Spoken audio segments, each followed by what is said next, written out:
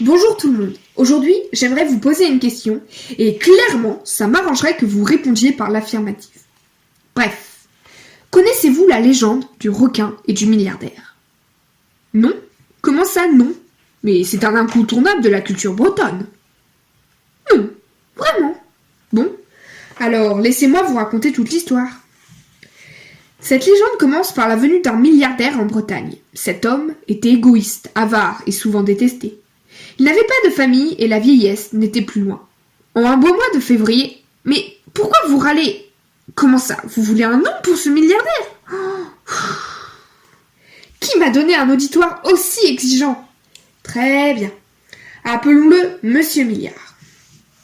Je reprends donc.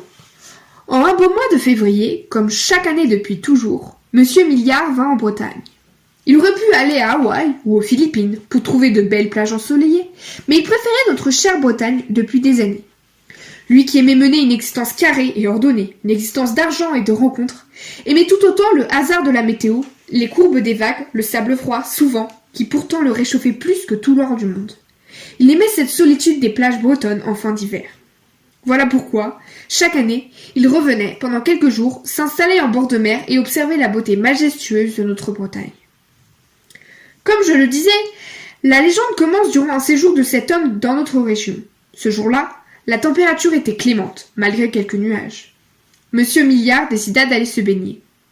Il arriva sur la plage entouré d'une vingtaine de gardes du corps, vêtus de souples combinaisons bizarrement bosselées à certains endroits. Le milliardaire était le seul en maillot de bain. La plage était déserte, et tous ces hommes en étrange accoutrement n'eurent le droit qu'au regard moqueur des mouettes et des goélands. La mer était calme, mais sombre. Et le soir venait. Monsieur Milliard décida donc de profiter de cette douce après-midi. Il entra rapidement dans l'eau fraîche. En quelques mouvements de brasse assurés, il s'éloigna de la plage. Malgré son âge, il bougeait avec la fluidité qu'apportent les entraînements quotidiens. Se sentant calme et en sécurité, il ordonna à ses gardes du corps de s'éloigner et de rester hors de sa vue, derrière lui. Alors qu'il écoutait le silence, une voix le fit se retourner. « Il ne faut pas rester ici, c'est une zone sacrée, mon ami va venir la défendre. » La voix venait d'une fillette qui nageait tranquillement devant le milliardaire. En fait, il ne vit que sa tête, une tête aux cheveux blonds ondoyant dans l'eau sombre. Le soleil était alors caché par un nuage, l'empêchant de distinguer tous les détails, mais il crut voir des algues dans les cheveux de l'enfant. Bien étrangement, il songea à une sirène en observant cette petite fille, que, avant même que vous râliez, nous allons appeler la petite fille mystérieuse. Bref, comme le milliardaire était imbu de lui-même, il trouva très vexant d'être confronté à une fillette qui visiblement nageait mieux que lui.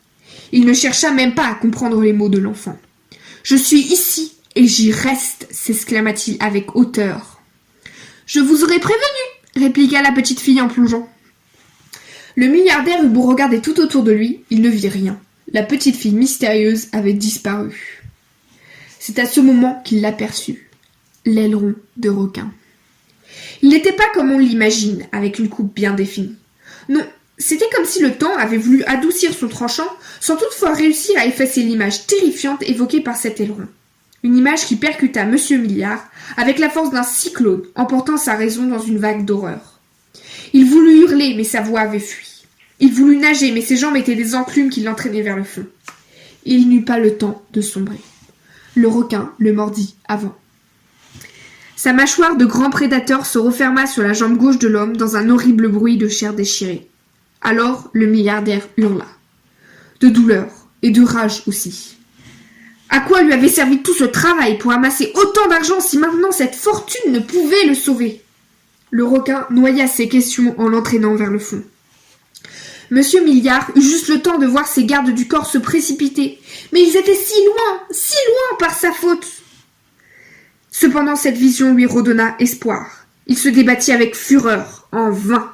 Le requin, bien plus puissant, l'entraînait toujours plus vers le fond. L'air manquait, et il avait si mal. Puis, sa jambe, valide, rencontra, presque par hasard, la mâchoire du requin. Le milliardaire sentit quelque chose se briser.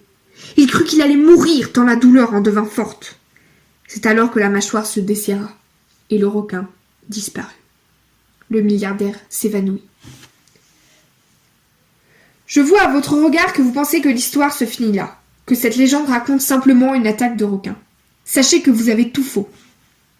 Ce n'est que la première partie, et ma partie préférée est la deuxième, bien plus mystérieuse et légendaire. Mais trêve de bavardage, poursuivons. L'histoire de cette attaque fit rapidement les gros titres des journaux, souvent moqueurs d'ailleurs, car le milliardaire n'était pas apprécié. Cependant, celui-ci n'en sut rien, et de toute façon, s'il l'avait appris, il l'aurait oublié, car un mystère occupait à présent son esprit. En effet, quand il se réveilla dans un hôpital privé, on lui fit un rapport de l'événement pour répondre à ses questions. Il voulait savoir si le requin avait été retrouvé. On lui apprit que non, la trace de l'animal avait été perdue, et qu'il était donc impossible pour le milliardaire de se venger en le tuant. Alors qu'il s'apprêtait à renvoyer le rapporteur, celui-ci lui apprit que le requin avait perdu une dent, retrouvée dans sa jambe. Information de peu d'importance a priori, sauf que cette dent était en or. Oui, en or. Je vois bien que vous vous demandez comment un requin pouvait-il au juste avoir une dent en or. Monsieur Milliard se posait la même question, et tout comme vous, n'en avait pas la réponse. C'est pourquoi la curiosité chassa le désir de vengeance de son cœur. Il envoya la dent dans ses meilleurs laboratoires pour en comprendre plus. La datation indiqua que l'or de la dent avait été fondu 400 ans plus tôt, vers 1600. Les scientifiques découvrirent aussi que la dent était en fait une vraie dent de requin blanc, mais recouverte d'or par une technique incompréhensible. Toutes ces découvertes amenaient plus de questions qu'elles n'apportaient de réponses. La trouvaille suivante souleva un nouveau point du mystère, à savoir la provenance de l'or.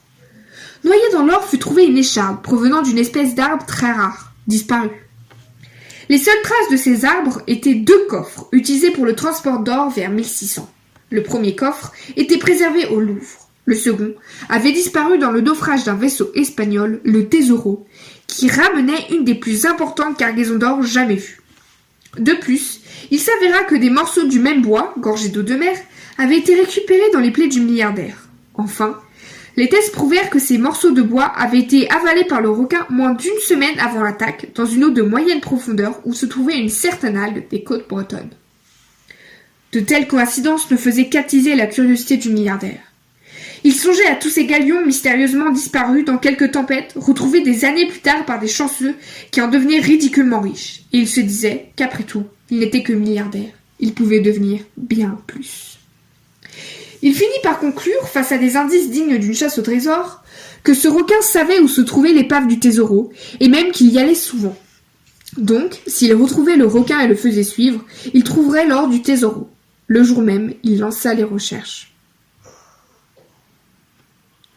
Un mois passa, sans que le requin ne donne signe de vie. Le milliardaire désespérait. Au fil des jours, il finit par se souvenir de la petite fille mystérieuse et de ses étranges paroles. Et, d'une manière tout aussi absurde que pour sa précédente conclusion, il déduisit que cette petite fille était la maîtresse du requin, puisqu'elle l'avait prévenu de la venue de l'animal par des mots qu'il comprenait à présent. Et que donc, il suffisait de retrouver cette fillette aux allures de sirène pour prouver le Tesoro. Étrangement, 1 heure plus tard, on annonça qu'un requin blanc rôdait près d'une plage. Sachez que la fin de cette légende est encore plus étrange que le reste. Le requin fut suivi jusqu'à un aber, et on découvrit, à ses côtés, une fillette avec des capacités d'apnée fabuleuses.